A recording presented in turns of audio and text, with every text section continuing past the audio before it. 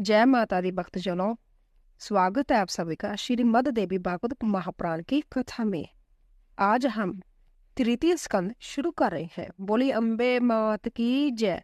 तृतीय स्कंद का पहला अध्याय। जन्मेजय बोले, हे भगवान, आपके महान अम्बा जग के विषय में कहा है।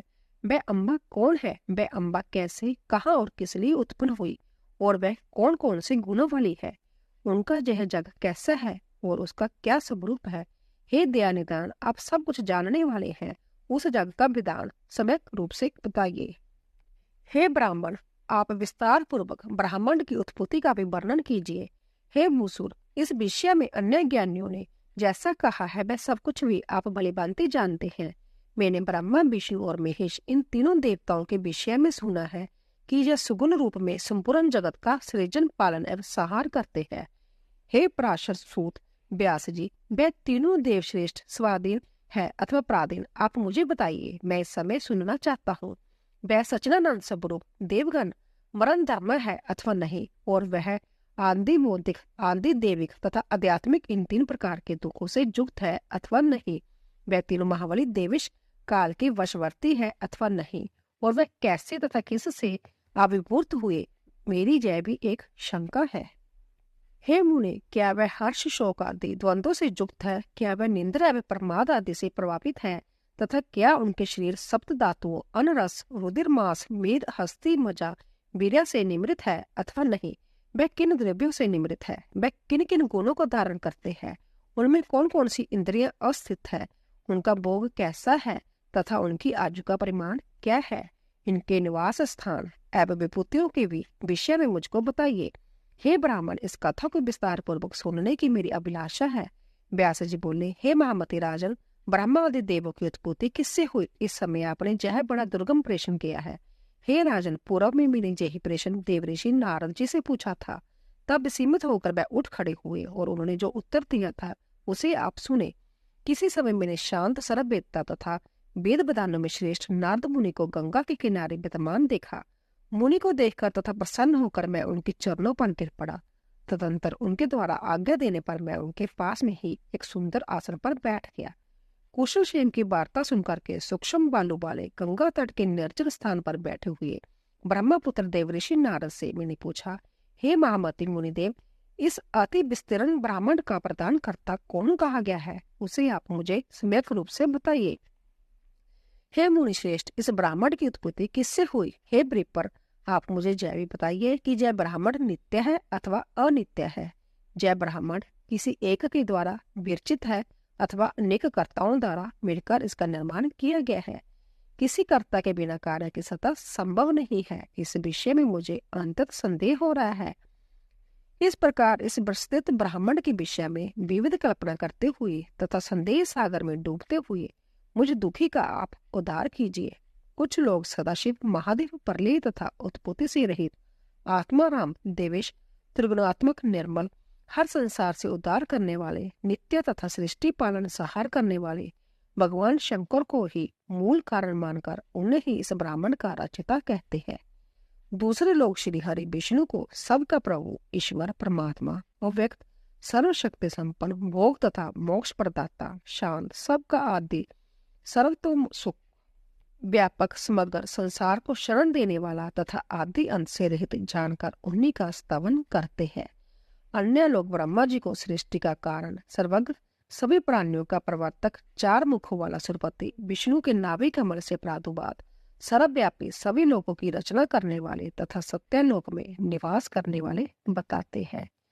कुछ वेद वेत्ता वेदान सर्वेश्वर भगवान सूर्य को ब्राह्मण कर्ता मानते हैं और सावधान होकर साई प्रांत्य उन्हीं की स्तुति करते हैं तथा उन्हीं का यशोगान करते हैं।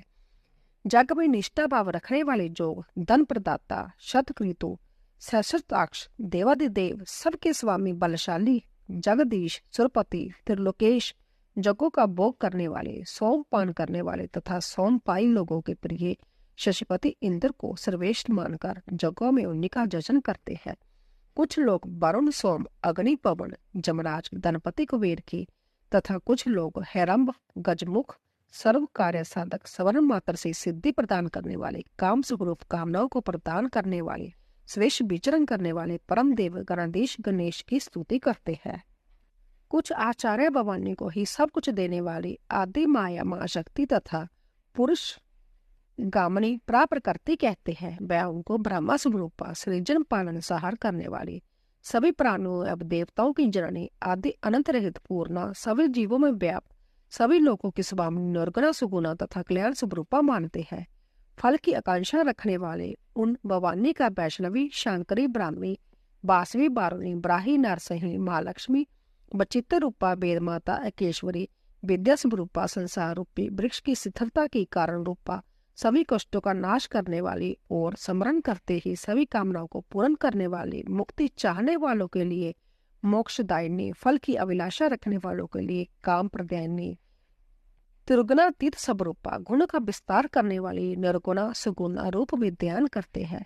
कुछ मुनीश्वर निरंजन निराकार गुण रहित रूप रहित तथा सर्वव्यापक ब्रह्मा को जगत का कर्ता बतलाते हैं। वेदों तथा उपनिषदों में कहीं कहीं उसे अनंत सिर नेत्र हाथ कान मुख और चरण से युक्त तेजमय विराट पुरुष कहा गया है। कुछ मनीषीगण आकाश को विष्णु के परम पाद के रूप में मानते हैं और उन्हें विराट निरंजन तथा शांति स्वरूप कहते हैं। कुछ तत्वज्ञानी पुराण वेदता पुरुषोत्तम को सृष्टि का निर्माता कहते हैं। कुछ लोग कहते हैं कि इस अनंत ब्रह्मांड की रचना में केवल एक ईश्वर कदापि समर्थ नहीं हो सकता। कुछ लोग कहते हैं कि यह जगत अचैतन्य है अथवा यह ईश्वर चित्त कदापि नहीं हो सकता। उनके मत में संपूर्ण ब्रह्मांड ईश्वर रहित है। यह जगत सदा से ही ईश्वरीय सत्ता से रहित रहा है और यह स्वभाव से उत्पन्न होता है तथा सदा से ऐसा ही है। यह पुरुष तो कृत्य भाव से रहित कहा गया है और वह प्रकृति ही सर्व संचालिका है। कपिल आदि संख्या शास्त्र के आचार्य ऐसा ही कहते हैं।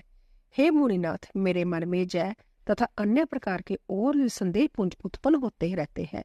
नाना प्रकार की कल्पनाओं से उद्विग्न मन वाला मैं क्या करूं? धर्म तथा अधर्म के विषय में मेरा मन स्थिर नहीं हो पाता। क्या धर्म है और क्या अधर्म है, इसका कोई स्पष्ट लक्षण प्राप्त नहीं होता। लोग कहते हैं कि देवता सत्व गुण से उत्पन्न हुए हैं और वह सत्य धर्म में स्थित रहते हैं। फिर भी वह देवगण पापचारी दानवों द्वारा प्रताड़ित किए जाते हैं। तो फिर धर्म की व्यवस्था कहाँ रह गई? धर्मनिष्ठ और सदाचारी मेरे वंशज पांडव भी नाना प्रकार के कष्ट सहने को विवश हुए। ऐसी स्थिति में धर्म की क्या मर्यादा रह गई? अंत्य हे तात, इस संशय में पड़ा हुआ मेरा मन अति चंचल रहता है। हे महामुनि, आप सर्वसमर्थ हैं, अंत्य मेरे हृदय को संशय मुक्त कीजिए। हे मुनि, संसार सागर के मोह से दूषित जल में गिरे हुए तथा बार बार डूबते उतारते मुझ अज्ञानी को अपने ज्ञान रूपी जहाज से रक्षा कीजिए। दूसरा अध्याय। व्यास जी बोले, हे महाभाव, हे कुरुश्रेष्ठ, आपने मुझसे जो प्रश्न पूछे हैं उन्हीं प्रश्नों के मेरे द्वारा मुनिराज नारद जी से पूछे जाने पर उन्होंने इस विषय में ऐसा कहा था। नारद जी बोले, हे व्यास जी, मैं आपसे इस समय क्या कहूँ? प्राचीन काल में यही शंका मेरे भी मन में उत्पन्न हुई थी और संदेह की बहुलता से मेरा मन उद्वेलित हो गया था। हे व्यास जी, तदंतर मैंने ब्रह्मलोक में अपने अमित तेजस्वी पिता ब्रह्मा जी के पास पहुंचकर यही प्रश्न पूछा था जो उत्तम प्रश्न आपने आज मुझसे पूछा है। मैंने पूछा, हे पिताजी, इस संपूर्ण ब्रह्मांड का आविर्भाव कैसे हुआ? हे विभो, इसका निर्माण आपने किया है अथवा विष्णु ने अथवा शिव ने इसकी रचना की है? हे विश्वा आत्मन, मुझे सही सही बताइए। हे जगतपति सर्वश्रेष्ठ, ईश्वर कौन है और किसकी आराधना की जानी चाहिए? हे ब्राह्मण, वह सब कुछ बताइए और मेरे संदेह को दूर कीजिए। हे निष्पाप, मैं असत्य तथा दुख रूप संसार में डूबा हुआ हूँ। संदेह से दोलामान मेरा मन तीर्थों में, देवताओं में तथा अन्य साधनों में कहीं भी शांत नहीं हो पा रहा। हे परम तत्व का ज्ञान प्राप्त किए बिना शांति मिल भी कैसे सकती है? अनेक प्रकार से उलझा हुआ मेरा मन एक जगह स्थिर नहीं हो पा रहा। मैं किसका स्मरण करूं, किसका जजन करूं, कहाँ जाऊं, किसकी अर्चना करूं और किसकी स्तुति करूं? हे देव, मैं तो उस सर्वेश्वर परमात्मा को जानता भी नहीं। हे सत्यवतनीय व्यास जी, मेरे द्वारा किए गए दूरह प्रश्नों को सुनकर लोक पितामह ब्रह्मा ने तब मुझसे ऐसा कहा। ब्रह्मा जी बोले, हे पुत्र, तुमने आज एक दूरह तथा उत्तम प्रश्न किया है, उसके विषय में मैं क्या कहूँ? हे महाभाग, साक्षात विष्णु द्वारा भी इन प्रश्नों का निश्चित उत्तर दिया जाना संभव नहीं है। हे महामते, इस संसार के क्रियाकलापों में आसक्त कोई भी ऐसा नहीं है जो इस तत्व का ज्ञान रखता है। कोई विरक्त, निरस्पेक्ष तथा विदेश रहित ही इसे जान सकता है। प्राचीन काल में जल प्रलय के होने पर स्थावर जलमांदिक प्राणियों के नष्ट हो जाने तथा मात्र पंच महाभूत की उत्पत्ति होने पर मैं कमल से आविर्भूत हुआ। उस समय मैंने सूर्य, चंद्र, वृक्षों तथा पर्वतों को नहीं देखा और कमल करने पर बैठा हुआ मैं विचार करने लगा, इस महासागर के जल में मेरा प्रादुर्भाव किससे हुआ? मेरा निर्माण करने वाला, रक्षा करने वाला तथा जुकांत के समय संहार करने वाला प्रभु कौन है? कहीं भूमि भी स्पष्ट दिखाई नहीं दे रही थी जिसके आधार पर यह जल टीका है। तो फिर यह कमल कैसे उत्पन्न हुआ जिसकी उत्पत्ति जल और पृथ्वी के संयोग से ही प्रसिद्ध है? आज मैं इस कमल का मूल आधार पंख अवश्य देखूंगा और फिर उस पंख की आधार स्वरूपा भूमि भी अवश्य मिल जाएगी, इसमें संदेह नहीं है। तदंतर मैं जल में नीचे उतरकर 1000 वर्षों तक पृथ्वी को खोजता रहा, किंतु जब उसे नहीं पाया तब आकाशवाणी हुई कि तपस्या करो। फिर मैं उसी कमल पर आसीन होकर 1000 वर्षों तक घोर तपस्या करता रहा। इसके बाद पुण्य एक अन्य वाणी उत्पन्न हुई, सृष्टि करो। इसे मैंने साफ साफ सुना। उसे सुनकर व्याकुल चित्त वाला मैं सोचने लगा, किसका सृजन करूं और किस प्रकार करूं। उसी समय मधुकेटव नाम वाले 2 भयानक दैत्य मेरे सम्मुख आ गए। उस महासागर में युद्ध के लिए तत्पर उन दोनों दैत्यों से मैं अत्यधिक भयभीत हो गया। फिर मैं उसी कमल की नाल का आश्रय लेकर जल के भीतर उतरा और वहां एक अत्यंत अद्भुत पुरुष को मैंने देखा। उनका शरीर मेघ के समान श्याम वर्ण वाला था। वे पीत वस्त्र धारण किए हुए थे और उनकी 4 भुजाएं थी। मैं जगतपति वनमाला से अलंकृत थे तथा शेष शैया पर सो रहे थे। वह शंख, चक्र, गदा, पद्म आदि आयुध धारण किए हुए थे। इस प्रकार मैंने शेषनाग की शैया पर शयन करते हुए उन महाविष्णु को देखा। हे नारद, जोग निंद्रा के वशीभूत होने के कारण निष्पंद पड़े उन भगवान अच्युत को शेषनाग के ऊपर सोया हुआ देखकर मुझे अद्भुत चिंता हुई और मैं सोचने लगा कि अब मैं क्या करूं। तब मैंने निंद्र स्वरूप भगवती का स्मरण किया और मैं उनकी स्तुति करने लगा। मेरी स्तुति से मैं कल्याणी भगवती विष्णु भगवान के शरीर से निकलकर आकाश में विराजमान हुई। उस समय दिव्य आभूषणों से अलंकृत व भगवती कल्पनाओं से परे बिगड़े वाली प्रतीत हो रही थी। इस प्रकार विष्णु का शरीर तत्काल छोड़कर जब वे आकाश में विराजित हो गई तब उनके द्वारा मुक्त किए गए अनंत आत्मा व जनार्दन उठ गए। फिर उन्होंने 5000 वर्षों तक उन दैत्यों के साथ घोर युद्ध किया। पुण्य और महामाया भगवती के दृष्टिपात से मोहित किए गए उन दोनों दैत्यों को भगवान विष्णु ने मार दिया। अपनी जांघों को प्रस्तुत करके भगवान विष्णु ने उसी पर उन दोनों का वध किया। उसी समय जहां हम दोनों थे वहीं पर शंकर जी भी आ गए। तब हम तीनों ने गगन मंडल में विराजमान उन मनोहर देवी को देखा। हम लोगों के द्वारा उन परम शक्ति की स्तुति किए जाने पर अपने पवित्र कृपा दृष्टि से हम लोगों को प्रसन्न करके उन्होंने वहां स्थित हम लोगों से कहा। देवी बोली, हे ब्रह्मा, विष्णु, महेश, अब आप लोग सृष्टि पालन एवं संहार के अपने अपने कार्य प्रमाद रहित होकर कीजिए। अब आप लोग अपना अपना निवास बनाकर निर्भीक पूर्वक रहिए, क्योंकि उन दोनों महादेवों का सार हो गया है। अंत आप लोग अपनी विभूतियों से अंडज, पिंडज, उद्भिज और स्वदेज 4 प्रकार की सभी प्रजाओं का सृजन कीजिए। ब्रह्मा जी बोले, उन भगवती का वह मनोहर सुख कर तथा मधुर वचन सुनकर हम लोगों ने उनसे कहा, हे माता, हम लोग शक्तिहीन हैं, अंतहीन प्रजाओं का सृजन कैसे करें? अभी विस्तृत पृथ्वी ही नहीं है और सभी और जल ही जल फैला हुआ है। सृष्टि कार्य के लिए आवश्यक पंचतत्व, गुण, तमन, आत्राएं और इंद्रियां जब कुछ भी नहीं है। हम लोगों के जब वचन सुनकर भगवती का मुखमंडल मुस्कान से वर्ग उठा। उसी समय वहां आकाश से एक रमणीक विमान आ पहुंचा।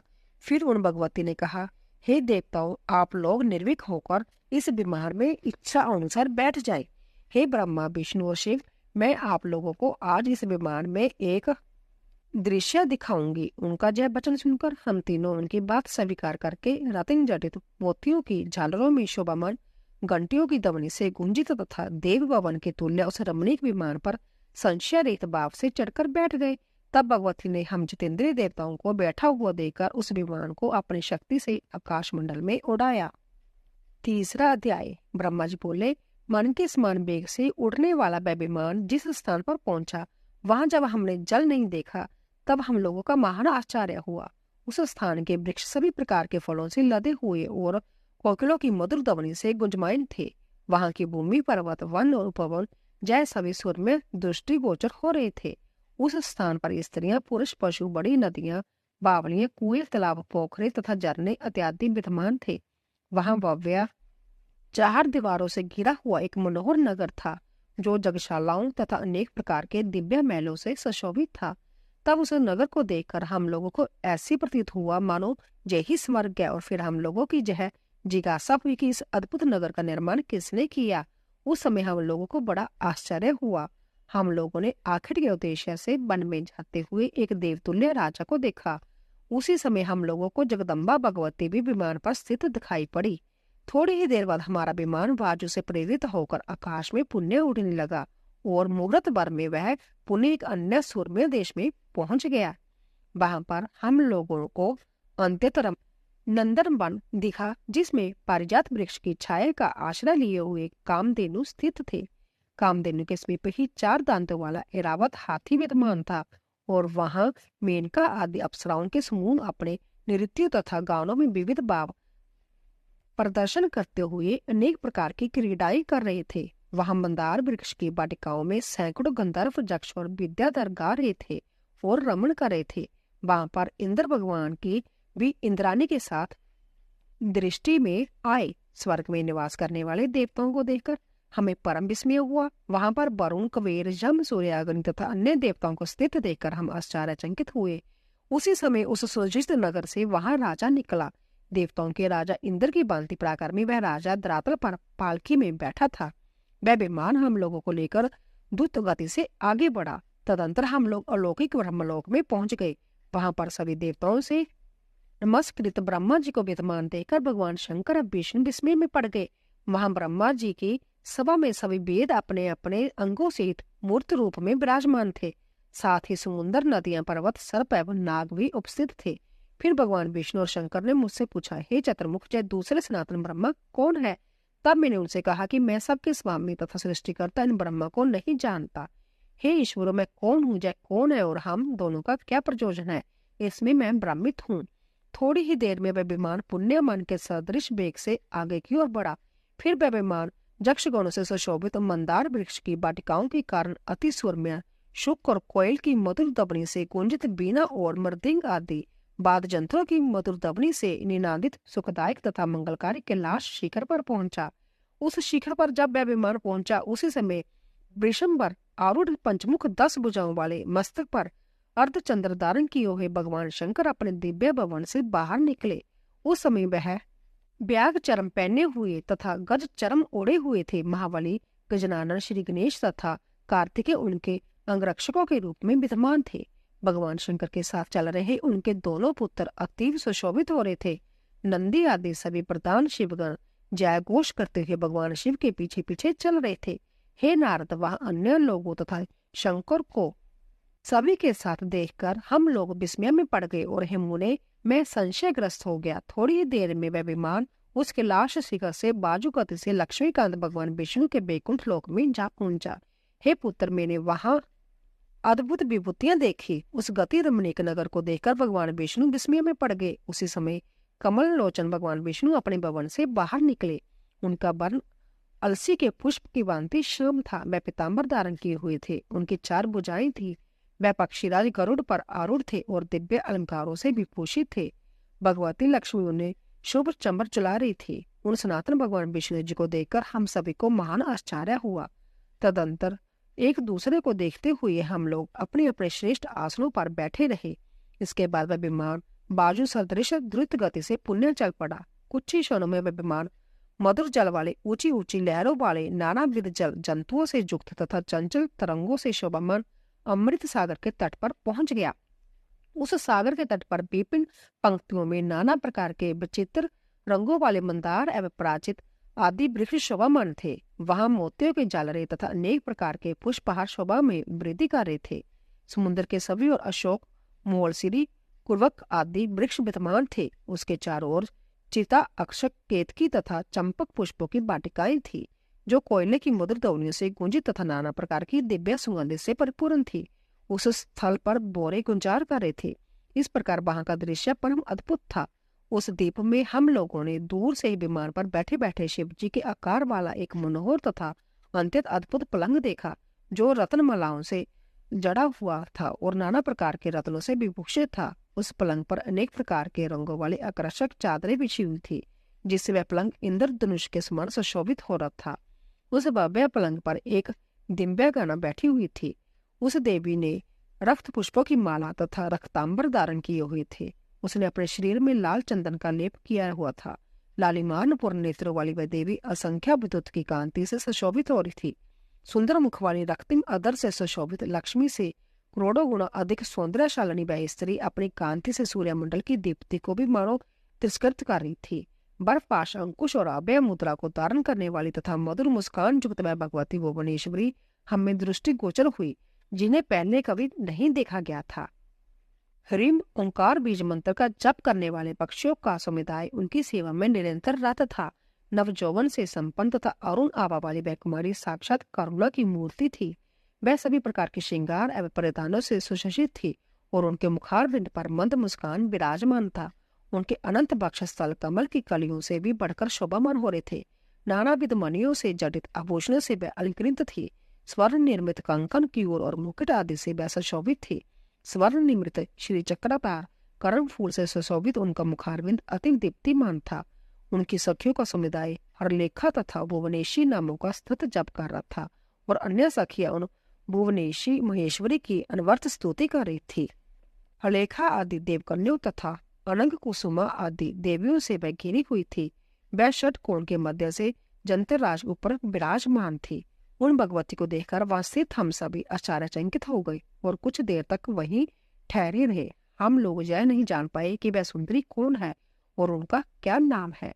दूर से देखने पर वह भगवती हजार नेत्र, हजार मुख और हजार हाथों से युक्त अति सुंदर लग रही थी। इसमें तनिक भी संदेह नहीं है। हे नारद, हम सोचने लगे कि जय ना तो अप्सरा, ना गंधर्वी और ना देवगणा ही दिखती है, तो फिर जय कौन हो सकती है। हम सभी संशय में पड़कर वहां खड़े रहे। तब उन सुंदर हास वाली देवी को देखकर भगवान विष्णु ने अपने अनुभव से मन में निश्चित करके हमसे कहा, जय साक्षात भगवती जगदम्बा हम सबकी कारण स्वरूप है। जय ही महाविद्या, महामाया, पूर्ण तथा शाश्वत प्रकृति रूप है। अल्प बुद्धि वाले गंभीर आशय वाले इन भगवती को सम्यक रूप से नहीं जान सकते। केवल जोग मार्ग से ही जय गया है। जय देवी परमात्मा की इच्छा स्वरूप तथा नित्य नित्य स्वरूपणी है। जब विश्वेश्वरी कल्याणी भगवती अल्प भाग्य वाले प्राणियों के लिए दूर आते हैं। जब वेद जननी विशाल नयना जगदम्बा सबकी आदि स्वरूपा ईश्वरी है।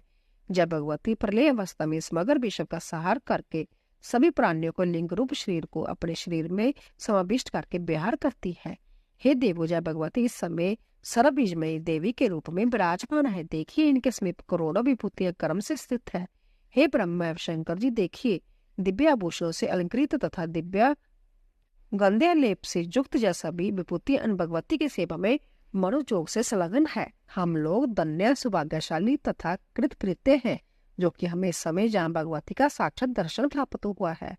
पूर्व काल में हम लोगों ने बड़े प्रयत्न से जो तपस्या की थी, उसी का जो उत्तम परिणाम है। अन्यथा भगवती हम लोगों को स्नेहपूर्वक दर्शन कैसे देती। जो उदार हृदय वाले पुण्य आत्मा तथा तपस्वी लोग हैं, वह ही इनके दर्शन प्राप्त करते हैं, किंतु विषयासक्त लोग इन कल्याणी भगवती के दर्शन से समर्था वंचित रहते हैं। जय ही मूल प्रकृति स्वरूपा भगवती परम पुरुष के सहयोग से ब्राह्मण की रचना करके परमात्मा के समक्ष उसे उपस्थित करती है। हे देवो, जय पुरुष दृष्टि मात्र है और समस्त ब्राह्मण तथा देवतागण दृश्य स्वरूप है। महामाया कल्याणमयी सर्वव्यापिनी सर्वेश्वरी जय भगवती ही इन सब का मूल कारण है। कहाँ मैं, कहाँ कवि सभी देवता और कहाँ रंभा आदि देवगणाएं। हम सभी इन भगवती की तुलना में उनके लक्ष्य से भी बराबर में नहीं है। जय वह महादेवी जगदम्बा है जिन्हें हम लोगों ने प्रलय सागर में देखा था और जय बाल्यावस्था में मुझे प्रसन्नता पूर्वक पालने में झूला रही थी। उस समय मैं एक सुस्थिर तथा दृढ़ बटपत्र रूपी पलंग पर सोया हुआ था और अपने पैर का अंगूठा अपने मुखारबिंद में डालकर चूस रहा था। अत्यंत कोमल अंगों वाला मैं उस समय अनेक बाल सुलभ चेष्टाएं करता हुआ उस बटपत्र के दोनों में पड़े पड़े खेल रहा था। उस समय गाती हुई जब भगवती बाल भाव में स्थित मुझे झुला झुला रही थी। इन्हें देखकर मुझे जब सुनिश्चित ज्ञान हो गया कि वह ही जहाँ विराजमान है। निश्चित रूप से जब भगवती मेरी जननी है। आप सुने, मुझे पूर्व अनुभव की स्मृति जग गई है जो मैं आपसे कहता हूँ। बोलिए अम्बे मात की जय। इसी तरह दोस्तों तीसरा अध्याय पूरा हुआ। चौथा अध्याय शुरू कर रहे हैं। बोलिए अम्बे मात की जय। ब्रह्मा जी बोले, हे नारद, ऐसा कहकर जनार्दन भगवान विष्णु ने पुण्य कहा, हम लोग बार बार प्रणाम करते हुए उनके पास चले। वह वरदानी माँ माया हमें अवश्य वरदान देगी। अंत्य निर्भय होकर हमें उनके चरणों के निकट चलकर उनकी स्तुति करनी चाहिए। यदि उनके द्वारपाल हमें वहां रोकेंगे तो हम लोग ध्यानपूर्वक वहीं बैठकर देवी की स्तुति करने लगेंगे। ब्रह्मा जी बोले, भगवान विष्णु के ऐसा कहने पर मैं तथा शिव हम दोनों प्रसन्नता से गदगद होकर शीघ्र उनके निकट जाने को उत्सुक हो गए। विष्णु से ठीक है ऐसा कहकर हम तीनों शीघ्रतापूर्वक विमान से उतरकर मन ही मन अनेक तर्क वितर्क करते हुए भगवती के द्वार पर ज्यों ही पहुंचे त्यों ही द्वार पर स्थित हम सभी को देखकर मंद मुस्कान करके उन भगवती ने हम तीनों को स्त्री रूप में परिणित कर दिया। हम लोग नाना प्रकार के भूषणों से अलंकृत रूपवती जुक्ति बन गए और अंतित आश्चर्यचकित होकर उन महामाया भगवती के पास पुण्य गए। स्त्री के वेश में हम लोगों को अपने चरणों के निकट देकर अंतित मनोहर रूप वाली उन देवी ने हम लोगों के ऊपर कृपा दृष्टि डाली। उस समय महामाया भगवती को प्रणाम करके स्त्री वेशधारी तथा दिव्य वस्त्र वर्ण धारण किए हम तीनों एक दूसरे को देखते हुए उनके सामने खड़े रहे। विविध प्रकार के मणि जटित एवं करोड़ों सूर्य के समान देवी मान देवी के पाद पीठ को देखते हुए हम तीनों वहीं स्थित हो गए। उन महादेवी की हजारों सेविकाओं में से कुछ ने रक्त वस्त्र, कुछ ने नीले वस्त्र और कुछ ने सुंदर पीत वस्त्र धारण कर रखे थे। वहां उपस्थित सभी देवियां सुंदर स्वरूप की थी और विचित्र वस्त्र एवं आभूषणों से सुसज्जित थी। वह सब जगदम्बा की विभिन्न सेवाओं में तत्पर थी। उनमें से कुछ गा रही थी, कुछ नाच रही थी और कुछ स्त्रियां हर्ष के साथ बीना तथा मुखवाद बजाती हुई अन्य सेवाओं में संलग्न थी। हे नारद जी, वहां मैंने भगवती के चरण कमल के नखरूपी दर्पण में जो अद्भुत दृश्य देखा उसे बताता हूँ, आप सुने। वहां मुझे समस्त स्थावर जंगात्मक ब्राह्मण में मैं, ब्रह्मा, विष्णु, शिव, बाजू, अग्नि, जम, सूर्य, वरुण, चंद्रमा, विश्वकर्मा, कुबेर, इंद्र, पर्वत, समुन्दर, नदी, गंधर्व, अप्सराएं, विश्वास, वसु, चित्रकेतु, श्वेत, चिंतनागंध, नारद, तुम्बरु, हा हू दोनों अश्विनी कुमार, अष्टवसु, साध्या, सिद्धगण, पितर, शेष आदि नाग, सभी किन्नर, उर्ग और राक्षसगण दिखाई दे रहे थे। बैकुंठ, ब्रह्मालोक तथा पर्वत श्रेष्ठ कैलाश, इन सबको हमने उनके पद नख में विराजमान देखा। उसी में मेरा जन्म स्थान कमल भी था और मैं चतुरानन उस कमल पोष में बैठा हुआ था। मधुकेटव नाम के दोनों दानव तथा शेषशायी महाविष्णु भी उसी में विराजमान थे। ब्रह्मा जी बोले, इस प्रकार परमेश्वरी के चरण कमल के नख में स्थित यह सारा दृश्य मुझे दिखाई दिया, जिसे देखकर मैं चकित रह गया और मन ही मन सोचने लगा, ये क्या है? मेरे ही समान विष्णु और शिव भी वहां आश्चर्यचकित होकर खड़े हैं। उस समय हम तीनों ने समझ लिया कि समस्त जगत की जननी जय ही महादेवी है। इस प्रकार अमृतमय एवं कल्याणमय उस दीप में अनेक प्रकार के अद्भुत दृश्य देखते हुए हमारे 100 वर्ष व्यतीत हो गए। वहां की प्रसन्न वंदना एवं विचित्र अलंकारों से अलंकृत देवियां हम तीनों को अपनी सखियां समझती थी और हम लोग भी उनके स्नेहपूर्ण सद्व्यवहार से मुग्ध थे तथा उनके मनोरम भावों को देखकर अतीव प्रसन्न थे।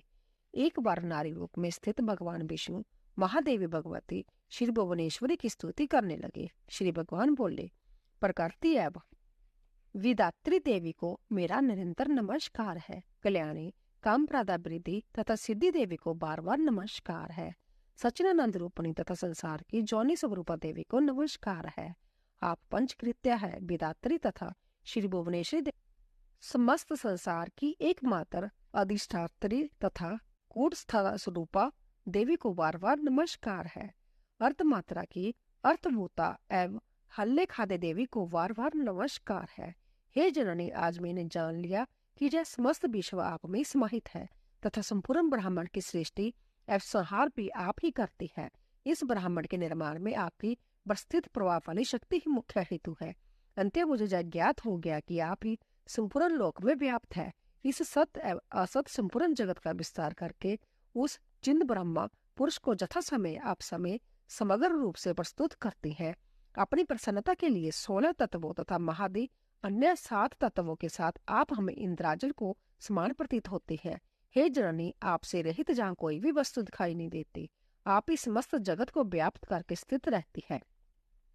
बुद्धिमान पुरुष का कथन है कि आपकी शक्ति के बिना वह परम पुरुष कुछ भी करने में असमर्थ है। आप अपने कृपा प्रभाव से संसार का कल्याण करते हैं। हे देवी, आप ही अपने तेज से सृष्टि काल में संपूर्ण जगत को उत्पन्न करते हैं तथा प्रलय काल में इसका शीघ्र ही संहार कर डालते हैं। हे देवी, आपके बेवव के लीला चरित्र को बलिभांति जानने में कौन समर्थ है। हे जननी, मधुकेटव नामक दोनों दानवों से आपने हमारी रक्षा की है। आपने ही हम लोगों को अपने अनेक विस्तृत लोक दिखाए तथा अपने अपने भवन में हमें परम आनंद का अनुभव कराया। हे भवानी, जय आपके दर्शन का ही महान प्रभाव है। हे माता, जब मैं विष्णु, शिव तथा ब्रह्मा भी आपके अपूर्व चरित्र को जानने में समर्थ नहीं है, तब अन्य कोई कैसे जान सकेगा। हे महामाई भवानी, आपके रचे हुए इस ब्राह्मण प्रपंच में ना जाने कितने ब्राह्मण भरे पड़े हैं। हम लोगों ने आपके इस लोक में अद्भुत प्रभाव वाले दूसरे विष्णु, शिव तथा ब्रह्मा को देखा है। हे देवी, क्या वह देवता अन्य लोकों में नहीं होंगे? हम लोग आपकी इस अद्भुत महिमा को कैसे जान सकते हैं? हे जगदम्बे, हम लोग आपके चरणों में मस्तक झुकाकर यही जांचना करते हैं कि आपका यह दिव्य स्वरूप हमारे हृदय में सदा विराजमान रहे, हमारे मुख में सदा आपका ही नाम निकले और हमारे नेत्र प्रतिदिन आपके चरण कमलों के दर्शन पाते रहे। हे माता, आपकी जय भावना हमारे प्रति सर्वदा बनी रहे कि यह सब हमारे सेवक है और हम भी स्वर्था आपको मन से अपनी स्वामिनी समझते रहे। हे आर्या, इस प्रकार हमारा और आपका माता पुत्र का अनन्य संबंध सर्वदा बना रहे। हे जगदम्बिके, आप समस्त ब्राह्मण प्रपंच को पूर्ण रूप से जानते हैं, क्योंकि जहाँ सर्वज्ञता की समाप्ति होती है उसकी अंतिम सीमा आप ही हैं। हे भवानी, मैं पामर कह सकता हूँ। आपको जो उचित लगे आप वह करें, क्योंकि सब कुछ तो आप ही के संकेत पर होता है। जगत में ऐसी प्रसिद्धि है कि ब्रह्मा सृष्टि करते हैं, विष्णु पालन करते हैं और रुद्र संहार करते हैं, किंतु हे देवी, क्या यह बात सत्य है? हे अजय, सच्चाई तो ये है कि आपकी इच्छा से तथा आपसे शक्ति प्राप्त कर हम अपना अपना कार्य करने में समर्थ हो पाते हैं। हे गिरिजे, जब पृथ्वी से जगत को धारण नहीं करती है, अपितु आपकी आधार शक्ति ही समस्त जगत को धारण करती है। हे बरदे, भगवान सूर्य भी आपके ही आलोक से युक्त होकर प्रकाशमान है। इस प्रकार आप बिरजा रूप से इस संपूर्ण जगत के रूप में सुशोभित हो रही हैं। ब्रह्मा, मैं, विष्णु तथा शंकर, हम सब आपके ही प्रभाव से उत्पन्न होते हैं। जब हम नित्य नहीं हैं, तो फिर इंद्र आदि प्रमुख देवता कैसे नित्य हो सकते हैं? समस्त चराचर जगत की जननी तथा सनातन प्रकृति रूपा आप ही नित्य है।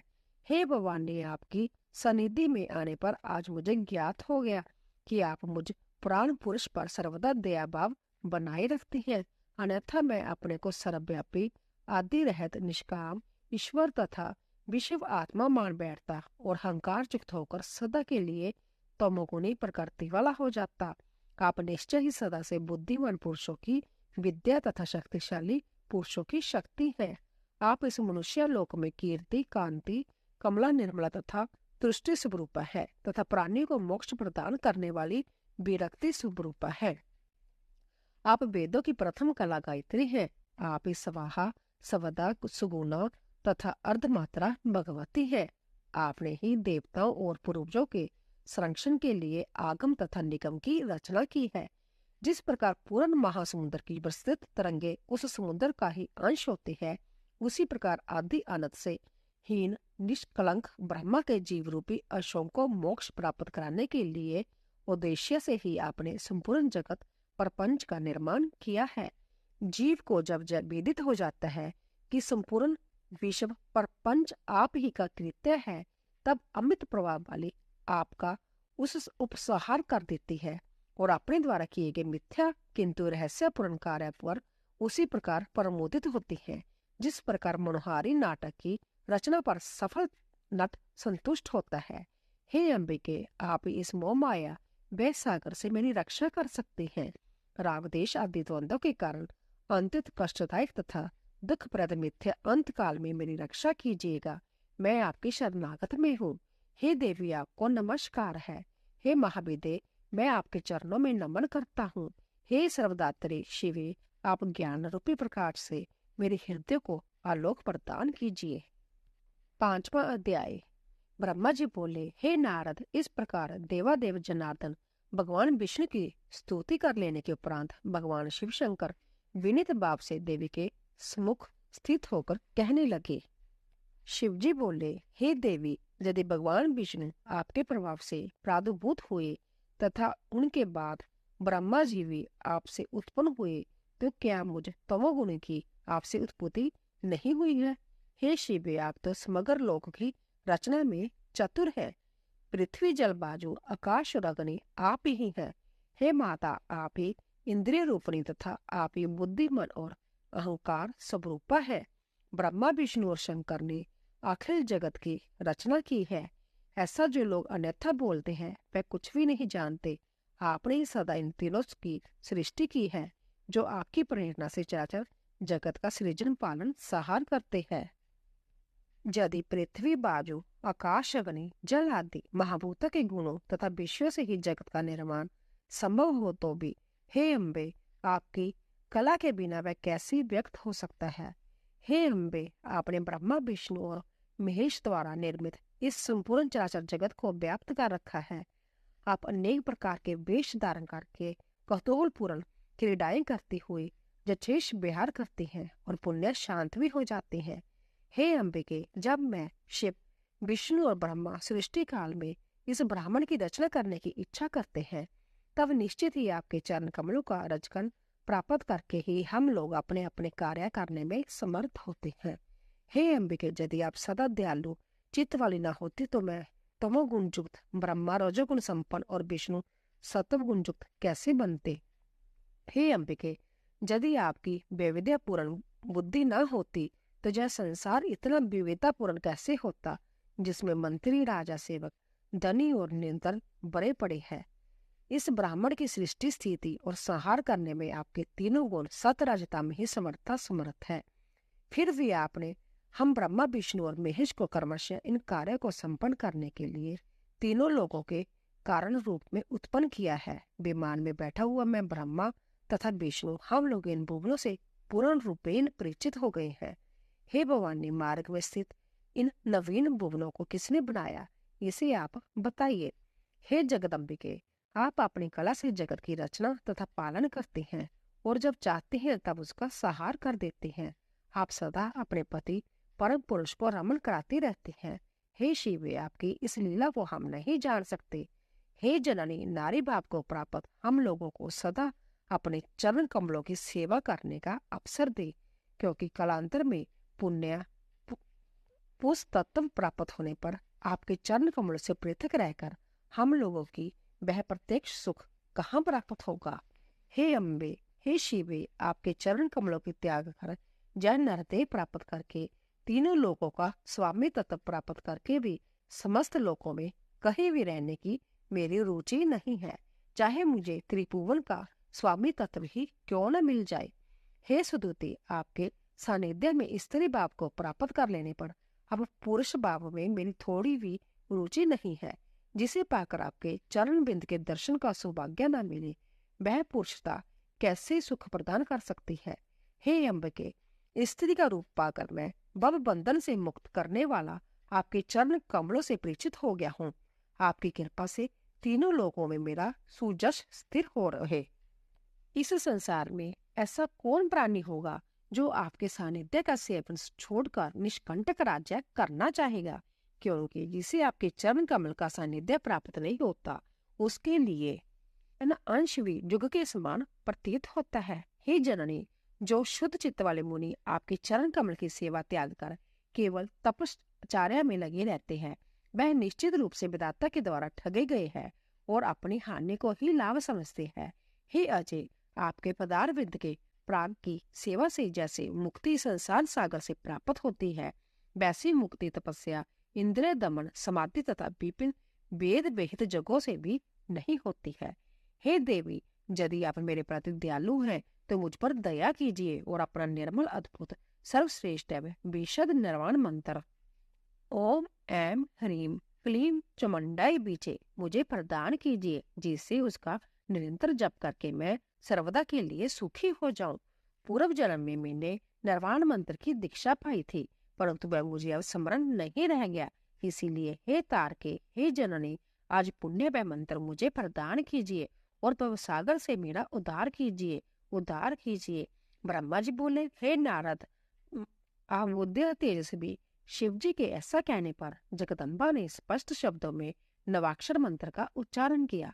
उस मंत्र को ग्रहण करके शिव जी बहुत प्रसन्न हो गए और भगवती के चरणों में प्रणाम करके वहीं पर स्थित हो गए। उस समय संपूर्ण कामनाओं को पूर्ण करने में समर्थया, मुक्ति प्रदायक तथा शुभ उच्चारण से संपन्न उस बीज युक्त नवाक्षर मंत्र का जप करते हुए शंकर जी वहां विराजमान रहे। संसार का कल्याण करने वाले शिव जी को इस प्रकार बैठा देखकर मैं उन महामाया के चरणों के समीप बैठ गया और उनसे कहने लगा, हे जननी, वेद सभी लोगों को धारण करने वाली तथा सनातनी, आप भगवती की कल्पना करने में अकुशल है। ऐसी बात नहीं है, क्योंकि साधारण कार्यों में उन्होंने आप भगवती की चर्चा नहीं की है।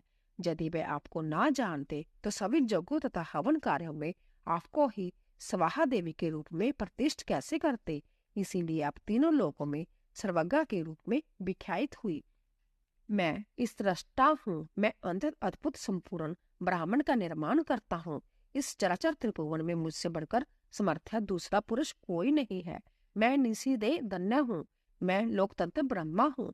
इस मिथ्या अहंकार के कारण मैं सर्वदा इस वर्स्थित संसार सागर में निमग्न रहता हूँ। तथापि आज आपके चरण कमलों की प्राग प्राप्ति के गर्व से मैं वस्तुतः धन्य हो गया हूँ और आपकी कृपा से ही आज मैं यथा तथ्य के ज्ञान में निपुण हो गया हूँ। संसारिक व्यय का नाश करने में दक्ष मुक्तिदायिनी आप परमेश्वरी से मैं यही प्रार्थना करता हूँ कि मोह निर्मित महादुखदायी भव बंधन से मुक्त करके आप मुझे अपनी भक्ति से संबित कीजिए। आपसे ही निर्मित अद्भुत कमल से मैं अभिभूत हुआ हूँ और मैं आपका आज्ञाकारी सेवक हूँ। अंत्य में कैसे मुक्त हो सकूंगा। हे शिवे, इस भवसागर में पड़े हुए मुझ मोह मगन की रक्षा कीजिए। इस संसार में जो लोग आपके सनातन पवित्र चरित्र को नहीं जानते, वह लोग मुझे ही ईश्वर कहते हैं, और जो जग करता स्वर्ग की इच्छा से इंद्र आदि देवताओं का जजन करते हैं, वह भी समर्था आपके प्रभाव को नहीं जानते। हे आदिमाई, सर्वप्रथम सृष्टि को 4 भागों में अंडज, स्वेदज, उदिज और पिंडज जरा जुज विभक्त करने के लिए ही आपने मुझे ब्रह्मा के पद पर बिठाया। परंतु मैंने जैसा समझ लिया कि मैं ही सब कुछ जानता हूँ, दूसरा कौन जान सकता है। मेरे इस अहंकार जन्य अपराध को आप क्षमा कीजिए। जो लोग अष्टांग योग का आश्रय लेते हैं और समाधि लगाकर व्यर्थ श्रम करते हैं, वह अज्ञानी है। हे माता, मैं यह नहीं जानते कि किसी भी बहाने आपके नाम उच्चारण मात्र से ही उन्हें मुक्ति प्राप्त हो सकती है। कुछ लोग संख्यावादी तो आपके नाम का आश्रय छोड़कर विमोहित हो तत्वों की संख्या के फेर में पड़ जाते हैं। क्या वह इस भवसागर से मूर्ख नहीं है। हे भवानी, संसार से मुक्ति प्रदान करने वाली तो आप ही हैं। हे अजय, जिन विशेषवादी ने परम तत्व ज्ञान का अनुभव कर लिया है, वह क्या आधे निमेश मात्र के लिए भी आपके पवित्र चरित्र तथा शिवा, अंबिका, शक्ति, ईश्वरी आदि नामों को विस्मृत करते हैं। क्या आप विश्व की रचना करने में समर्थ नहीं हैं? हे आदि सर्गे, आपके दृष्टि निपेक्ष मात्र से ही जय संपूर्ण विश्व 4 प्रकार के जीवों के रूप में शीघ्र ही विभक्त हुआ है। इस प्रकार मुझे ब्रह्मा की सृष्टि तो आप अपने मनोविन दे के लिए करके पुण्य स्वतंत्र भाव से जो चाहती है वह करती है। महाप्रलय की स्थिति में यदि महासागर में आप मधु के टप से विष्णु की रक्षा ना करती तो वह सृष्टि पालक कैसे बन पाते, और यदि आप सबके सहारक शिव का सहार न करती तो वह मेरे भूमध्य से कैसे प्रकट होते। आपका जन्म कहाँ हुआ, इसी ने ना तो किसी ने देखा और ना सुना, और कोई जय भी नहीं जान पाया कि आपकी उत्पत्ति कहाँ हुई। हे भवानी, एकमात्र आप ही आदेश शक्ति हैं, अतः वेदों ने इसी रूप में आपका वर्णन किया है। हे अम्बे, आपकी ही शक्ति से प्रेरित होकर मैं सृष्टि करने में, विष्णु पालन करने में तथा शिव संहार करने में समर्थ होते हैं।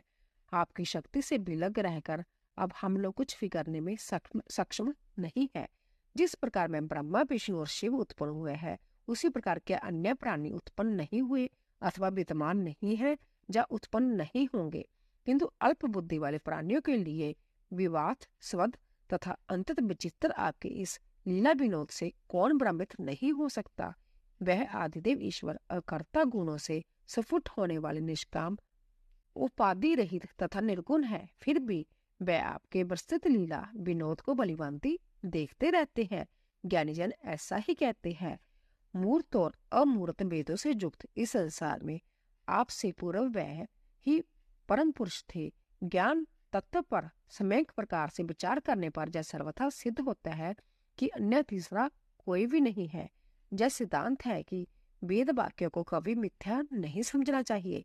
वेद ब्रह्मा को अद्वितीय और एक बताते हैं, तो फिर आप क्या है और वह ब्रह्म क्या है? यह विरोध मेरे हृदय में महान शंका उत्पन्न करता है। आप मेरे संदेह का निवारण कीजिए। इस प्रकार द्वैत अद्वैत इस विचार में डूबा हुआ मेरा शुद्र मन निश्चित रूप से शंका रहित नहीं हो पा रहा है।